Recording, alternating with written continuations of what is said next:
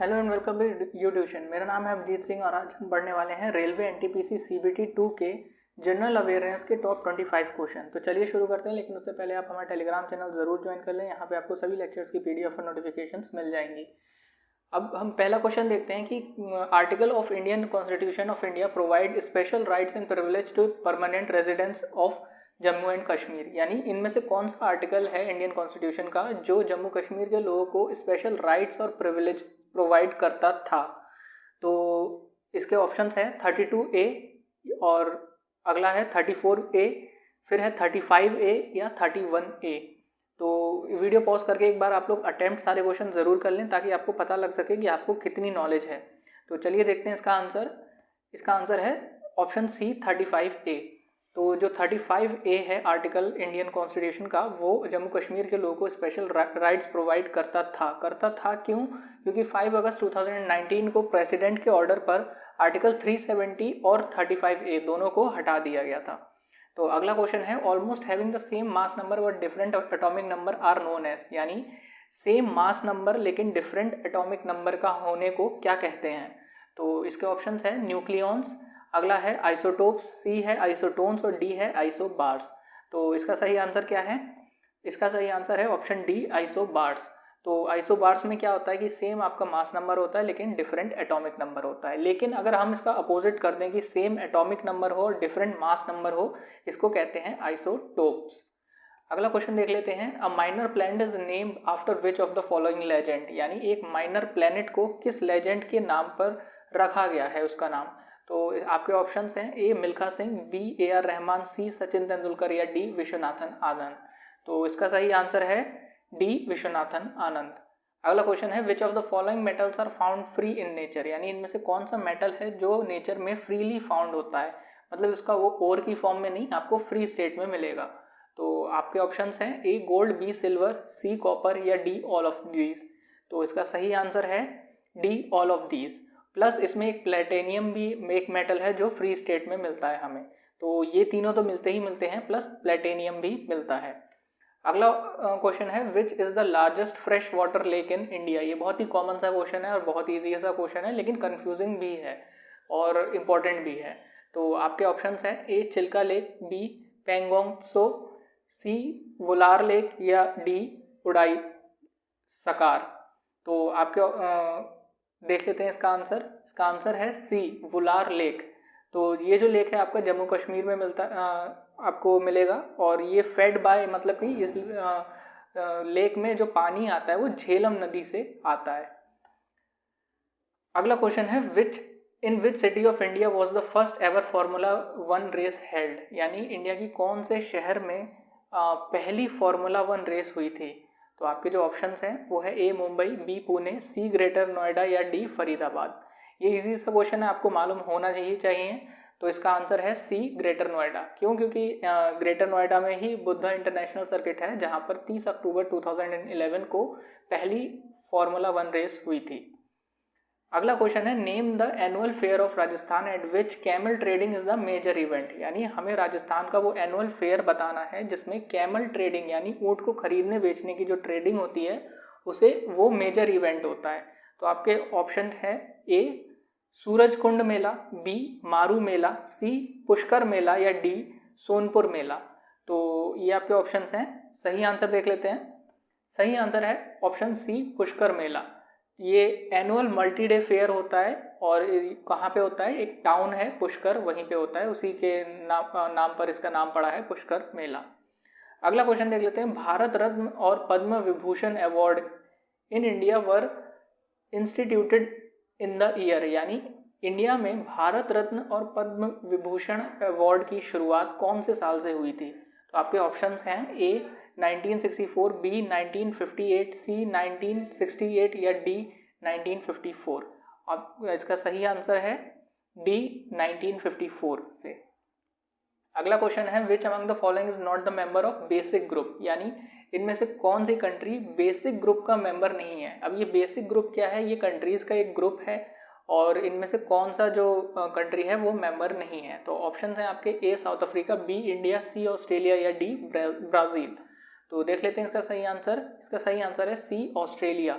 तो it is the group of 4 countries. ये जो बेसिक ग्रुप है ये 4 कंट्रीज़ का ग्रुप है, जिसमें ब्राज़ील, साउथ अफ्रीका, इंडिया और चाइना है, और ये बना था 28 नवंबर 2009 में। अगला क्वेश्चन देख लेते हैं, what is the SI unit of electric resistance, यानी इलेक्ट्रिक रेजिस्टेंस की एसआई यूनिट क्या है। ये बहुत कॉमन सा क्वेश्चन है, इजी सा क्वेश्चन है, आपको पता ही होना चाहिए। ए ओम, बी वॉट, सी कूलम या डी एम्पियर। तो इसका सही आंसर है ए ओम। तो अगर हम इलेक्ट्रिक रेजिस्टिविटी की एसआई यूनिट देखें तो वो ओम मीटर हो जाती है, जो कि अक्सर एग्जाम्स में पूछ ली जाती है। तो आपको दोनों ही याद रखना है, अगर रेजिस्टेंस पूछे तो ओम है और इलेक्ट्रिक रेजिस्टिविटी पूछे तो ओम मीटर है। अगला क्वेश्चन है 11th question, poor vision in human can be due to the deficiency of, यानी इंसानों में पुअर विजन यानी कम दिखाई देना किसकी कमी के कारण हो सकता है। तो आपके ऑप्शंस हैं, ए आयरन की कमी की वजह से, B vitamin A, C iodine या डी विटामिन डी। तो इसका सही आंसर है बी विटामिन ए की कमी से। और इसमें जो एक और क्वेश्चन बनता है, विटामिन डी की कमी से कौन सा डिजीज होता है, वो है रिकेट्स। तो आप ध्यान रख लें एक बार, सारे विटामिन की डेफिशिएंसी से जो डिजीजेस होती हैं वो आप एक बार ज़रूर पढ़ लें। 12वां क्वेश्चन है, who is the father of bacteriology, यानी बैक्टीरियोलॉजी के फादर किसे कहा जाता है। तो A von Baer, B R Mishra, C Edward Jenner या डी रॉबर्ट कोच। तो एक बार क्वेश्चन अटेम्प्ट कर लीजिए। अब देखते हैं इसका आंसर। इसका आंसर है डी रॉबर्ट कोच। तो रॉबर्ट कोच जो थे इनको नोबेल प्राइज़ भी मिला था 1905 में ट्यूबरक्लोसिस की मेडिसिन को डेवलप करने के लिए। तो इनका नाम इम्पॉर्टेंट है, ज़रूर ध्यान कर लें, रॉबर्ट कोच। अगला क्वेश्चन देखते हैं, question number 13, which of the following has attain the status of full statehood, यानी इनमें से किस यूटी ने या फिर किसने फुल स्टेटहुड का स्टेटस अटेन किया है। तो ऑप्शंस हैं, ए सिक्किम, बी चंडीगढ़, सी पौंडीचेरी या डी लक्षद्वीप। तो इसका सही आंसर देख लेते हैं। इसका सही आंसर है ए सिक्किम ने। ये क्वेश्चन इंपॉर्टेंट क्यों है, इस क्वेश्चन का जो दूसरे तरीके से क्वेश्चंस बनते हैं वो अमेंडमेंट पूछ लेते हैं आपसे कि सिक्किम कौन से अमेंडमेंट के थ्रू स्टेटहुड की प्राप्ति हुई थी सिक्किम को। तो इसका सही आंसर होगा 36th अमेंडमेंट, और जो कि कब आया था, 26 अप्रैल 1975। वैसे तो आपको ये डेट नहीं, लेकिन सन इंपॉर्टेंट है और कौन सा अमेंडमेंट है ये इंपॉर्टेंट है, ये याद रखना है। अगला क्वेश्चन नंबर 14 देख लेते हैं, total forest cover in India as per census 2011 is, यानी सेंसस 2011 से के अनुसार इंडिया में टोटल फॉरेस्ट कवर कितना है। तो आपके ऑप्शंस हैं, ए 17%, बी 23.42%, सी 21.05% या डी 22.07%। तो देख लेते हैं इसका सही आंसर। इसका सही आंसर है सी 21.05%। अगला क्वेश्चन नंबर देखते हैं, क्वेश्चन नंबर 15 है, the sepoy mutiny of 1857 took place when the governor general of India was, यानी जब इंडिया के अंदर 1857 में सिपाही विद्रोह हुआ था तब इंडिया के गवर्नर जनरल कौन थे। तो आपके ऑप्शंस हैं, A Lord Bentinck, B Lord Wellesley, C Lord Dalhousie या डी लॉर्ड कैनिंग। तो एक बार इसका सही आंसर देख लेते हैं। इसका सही आंसर है लॉर्ड कैनिंग, यानी लॉर्ड कैनिंग के टाइम पीरियड में जो सिपाही विद्रोह हुआ था, सेपॉय म्यूटनी जिसे हम बोलते हैं, 1857 में वो हुआ था, और ये पहले वाइसरॉय भी थे इंडिया के। अगला क्वेश्चन है question number 16, who is the author of the book the Google story, यानी जो किताब है द गूगल स्टोरी, इनके ऑथर कौन है। तो आपके ऑप्शंस हैं, ए Frederick फॉर्सनेथ, B Vikram Seth, D David A vice या डी शोभा दे। तो देख लेते हैं इसका सही आंसर क्या है। इसका सही आंसर है सी डेविड ए वाइस। अगला क्वेश्चन है question number 17, generally the tenure of members of Lok Sabha is 5 years but it can be terminated before by, यानी मतलब कि जो लोकसभा के मेंबर्स का जो टेन्योर होता है वो वैसे तो 5 साल का होता है, लेकिन उससे पहले से टर्मिनेट किया जा सकता है किसके द्वारा। तो आपके ऑप्शन है, ए vice president, B prime minister, सी प्रेसिडेंट या डी स्पीकर ऑफ लोकसभा। तो इसका सही आंसर देख लेते हैं, और इसका सही आंसर है option number C, president has the power by article 85(2)(b, यानी आर्टिकल 85(2)(b के अनुसार प्रेसिडेंट के पास पावर होती है कि वो लोकसभा को 5 साल से पहले ही डिसॉल्व कर सकता है। अगला क्वेश्चन है question number 18, during the 19th century the Khond tribe use to dwell with the forest of, यानी 19th सेंचुरी के दौरान एक खोंद ट्राइब होती है, वो किन के फॉरेस्ट में, यानी कहाँ के फॉरेस्ट में रह रही थी। तो इसके ऑप्शंस हैं, ए वेस्ट बंगाल, बी राजस्थान, सी दिल्ली या डी उड़ीसा। तो इसका सही आंसर देख लेते हैं। इसका सही आंसर है डी, उड़ीसा में जो खोंद ट्राइब थी वो 19वीं सेंचुरी के फॉरेस्ट में रह रही थी। अगला क्वेश्चन नंबर 19 है, in carbon dating a weak C14 molecule deteriorates and transform into, यानी कार्बन डेटिंग के दौरान जो वीक C14 मॉलिक्यूल होता है वो किस में ट्रांसफॉर्म हो जाता है। अब कार्बन डेटिंग क्या होती है? कार्बन डेटिंग इस्तेमाल होती है, एक टेक्निक है, इस्तेमाल करते हैं हम पुराने जो चीज़ें होती हैं, आर्कियोलॉजिकल चीज़ें होती हैं, उनकी डेट पता करने के लिए कि वो कितनी पुरानी है। तो जो C14 मॉलिक्यूल होता है वो किस में ट्रांसफॉर्म हो जाता है? आपके ऑप्शंस हैं ए C16, बी C11, सी N14 या डी N12। तो देख लेते हैं इसका सही आंसर क्या है। इसका सही आंसर है N14 में ट्रांसफॉर्म हो जाती हैं। अगला क्वेश्चन नंबर 20 है, dash are the structure found in the epidermis of leaves that regulate the process of transpiration and gaseous exchange, यानी इनमें से कौन सा स्ट्रक्चर है जो कि लीव्स यानी पत्तियों में पाया जाता है जो कि ट्रांसपायरेशन या गैसेस के एक्सचेंज में काम करता है, यानी गैसेस को अंदर सोखना और बाहर छोड़ना, इस पूरे प्रोसेस में काम करता है। तो आपके ऑप्शंस हैं ए स्ट्रेटेड, बी विली, सी स्टोमेटा या डी क्रोमेटिन।